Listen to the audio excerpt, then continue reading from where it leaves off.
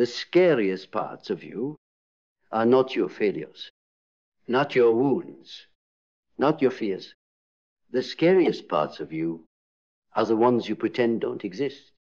The anger you hide behind politeness, the envy you mask with compliments, the self-hatred buried under 1,000 achievements. And the more you avoid them, the louder they become. The more you suppress them, the more they shape your life from the shadows. This is not poetry. This is psychological law. What you do not face will run you. What you exile will lead. What you repress will possess. You are not being haunted by the past.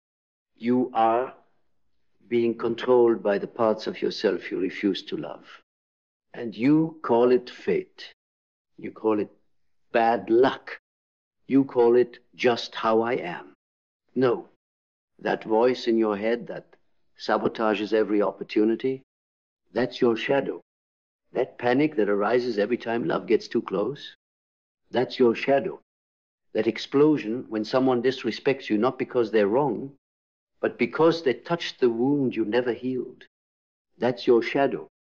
And until you turn around, until you look it in the eyes, it will rule you. Carl Jung said, one does not become enlightened by imagining figures of light, but by making the darkness conscious. And he was right, because true growth isn't about becoming better. It's about becoming whole. You think you need more positivity, but what you really need is more honesty. Honesty about the resentment you carry. Honesty about the roles you play. Honesty about the person you've been pretending to be to keep people comfortable. Because the shadow is built not from evil, but from avoidance. Every time you said yes when your soul screamed no, shadow. Every time you smiled while being disrespected, shadow. Every time you broke your own heart to protect someone else's comfort, you handed a piece of your power to the darkness. But this isn't about shame. This is about freedom. Because there's nothing more powerful than a person who's walked through their own fire and lived. A person who has sat in the rubble of their own lies and decided to rebuild in truth. That's where symphoria begins. That state of psychological euphoria that only comes when you stop fearing your own depth and start mining it for wisdom. You are not broken. You are not weak. You are simply filled with rooms you've never dared enter. And now you've found the key. This is where your mindset must evolve. Not into optimism, but into courage. The courage to say, I will no longer pretend. I will no longer perform. I will no longer protect the parts of me that poison me. A strong mindset isn't just positive. It's penetrating. It questions everything. It challenges your reflexes. It doesn't flinch when the ego starts to scream, because the ego will scream. The moment you try to evolve, it will throw every story at you. You're fine as you are. This is too hard. Don't go digging where it hurts. But healing requires excavation. And excavation requires discomfort. The strong mind doesn't avoid discomfort.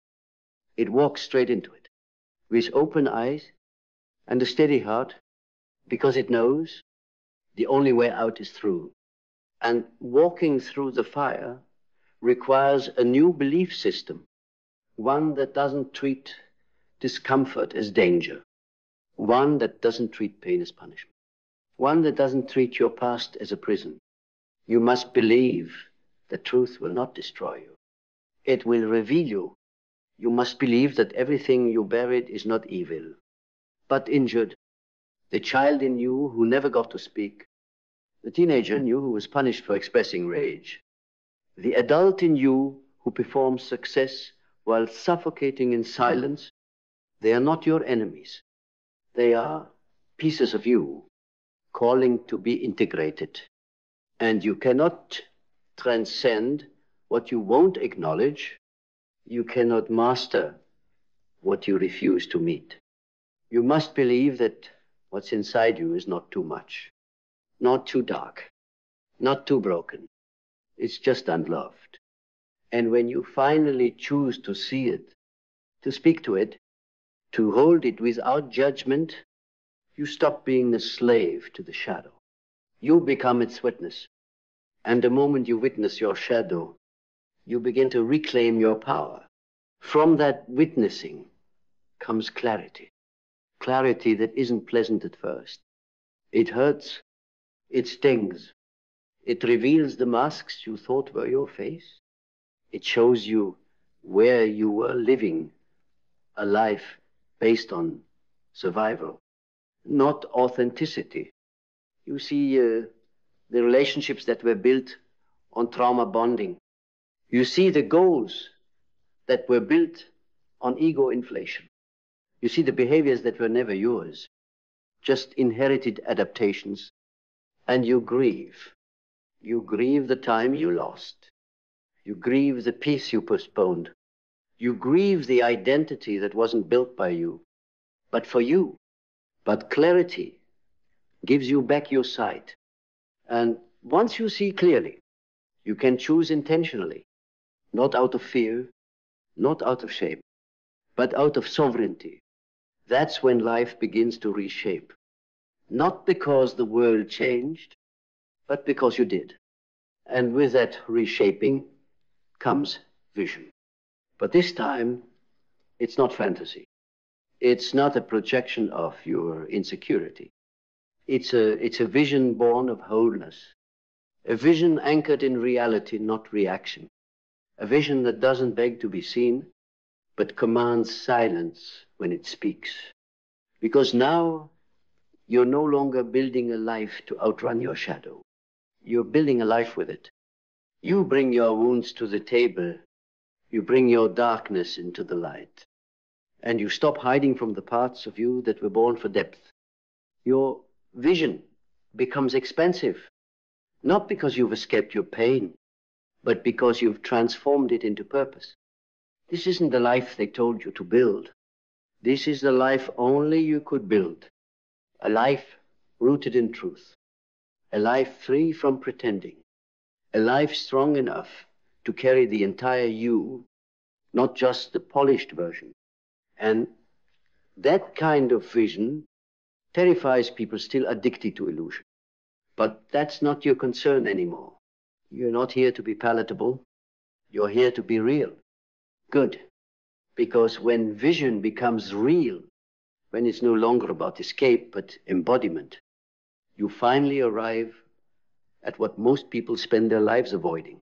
Purpose, not the purpose they package for you, not the one found in resumes, roles, or titles, but the soul contract kind, the kind that emerges only after the masks fall, after the lies burn, after the shadow is invited in and offered a seat at your table instead of a lock and key.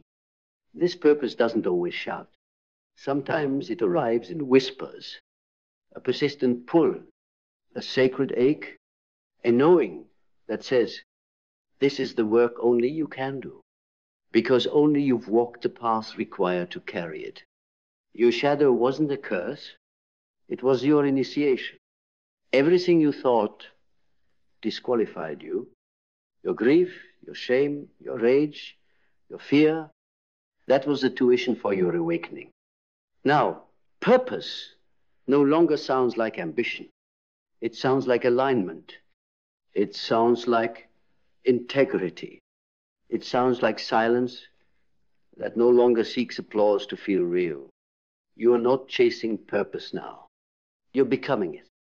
Every word you speak, every boundary you enforce, every time you show up in truth, without performance, without armor.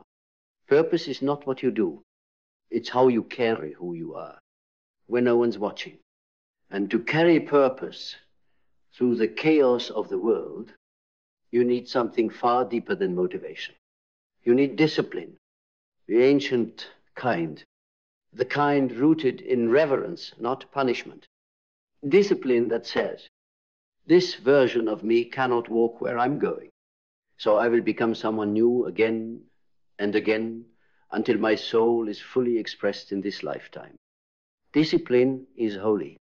It's how you protect your purpose from distractions that dress up as opportunities.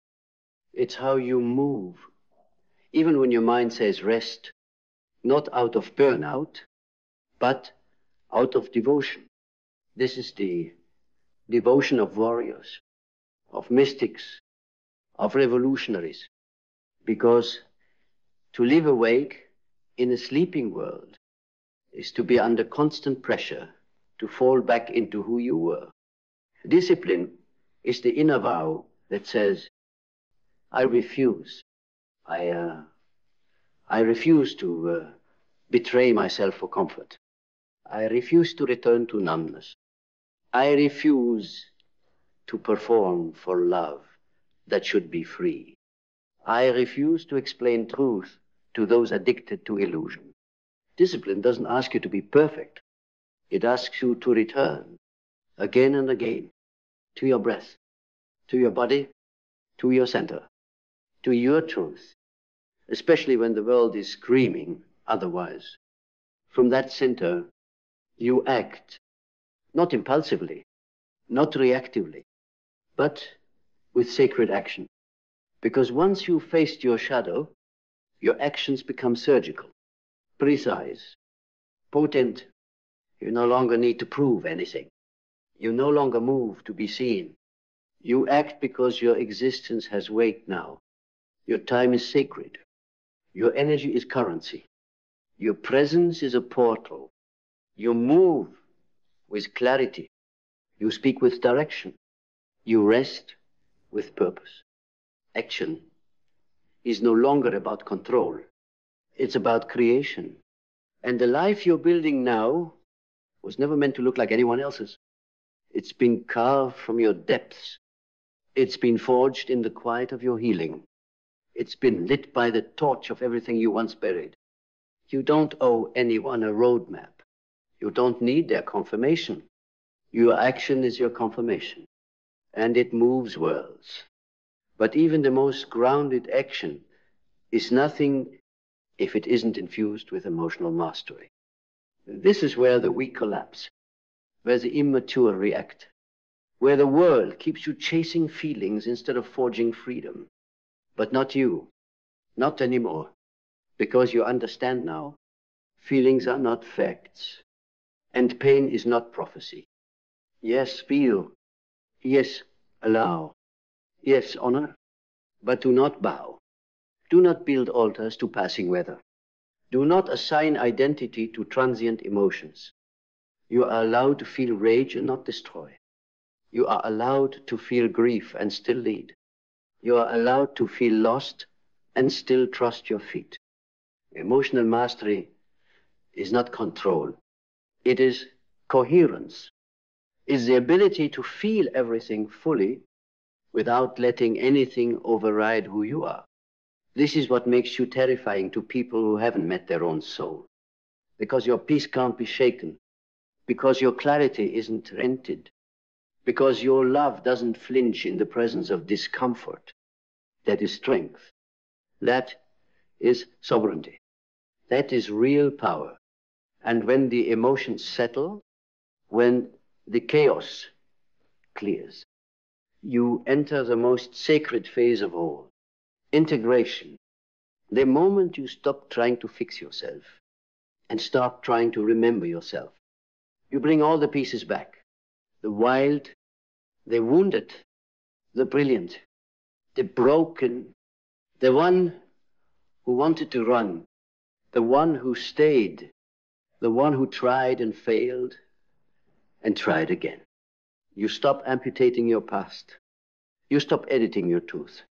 You stop censoring your passion. You gather it all. And for the first time, you stand whole. Not healed like a Hollywood ending, Not perfect, like a self-help cliche, but honest, present, untamed, alive. And that's when the shadow no longer controls you, because you're no longer ashamed of it. You've given it a name, you've given it a voice, you've given it love.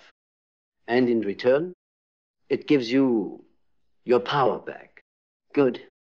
Because once you've integrated the shadow, once you've stopped fighting yourself and started walking with yourself, you don't just change, you become unshakable. This is resilience not as the world defines it, but as your soul embodies it. Resilience is not being untouched by life. It's being transformed by it without being owned by it. It's crying without collapsing. It's bleeding without blaming.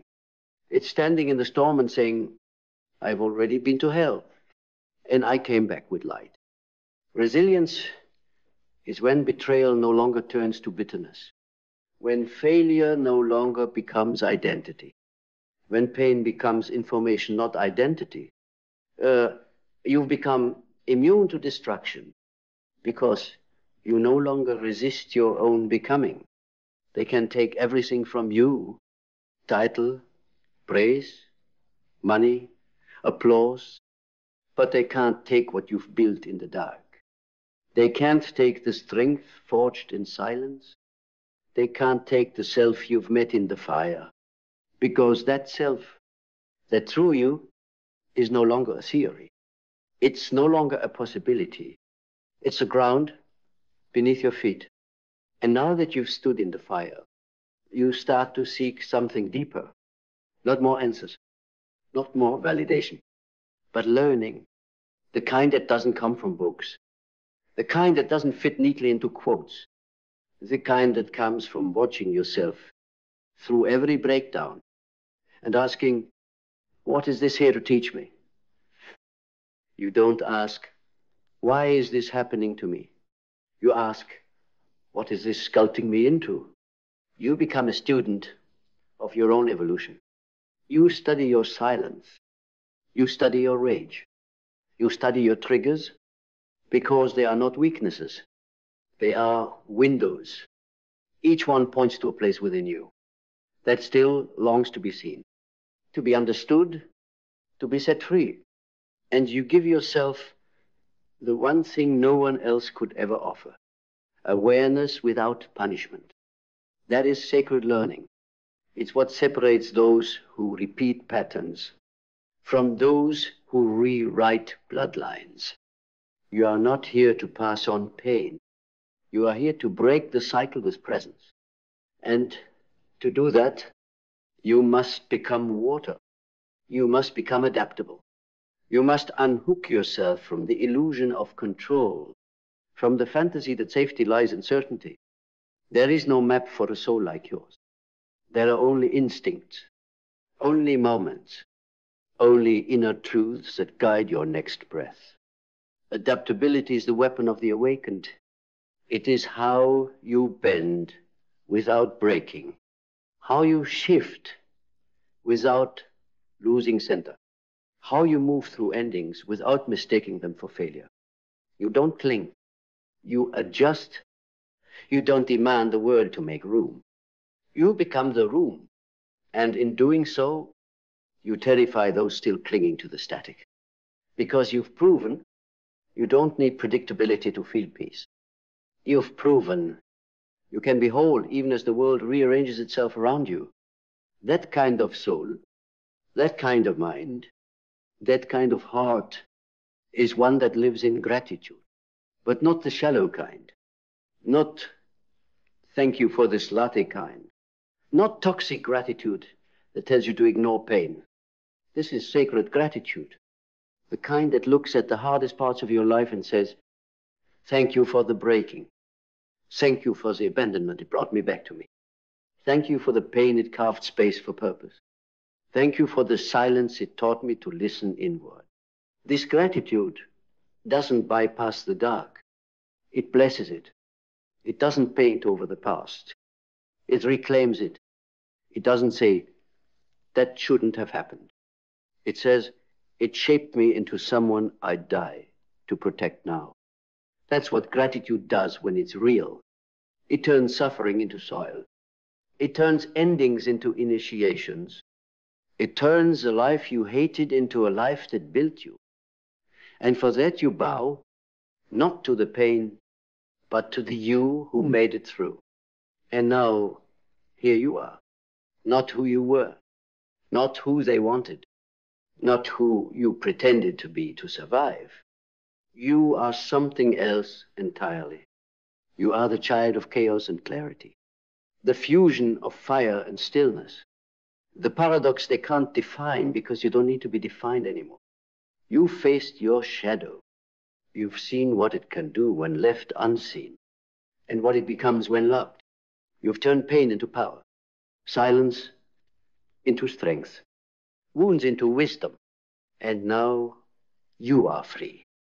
Not because the world changed, but because you no longer needed to. You are free because you remembered who you are and chose that self over safety. Again and again and again, you are no longer at war with yourself. And that is the most terrifying kind of peace. Because nothing owns you now. Not shame, not guilt, not expectation, not fear. You walk clean. You walk whole. You walk with the shadow behind you. Not dragging you, but moving with you. Integrated, respected, balanced. And anyone who looks in your eyes now knows they are not just seeing a person. They are witnessing a soul that has come home. And no illusion can survive in the presence of someone who has made peace with all that they are. Your shadow will control you until you face it. Know that you have nothing can control you again, ever.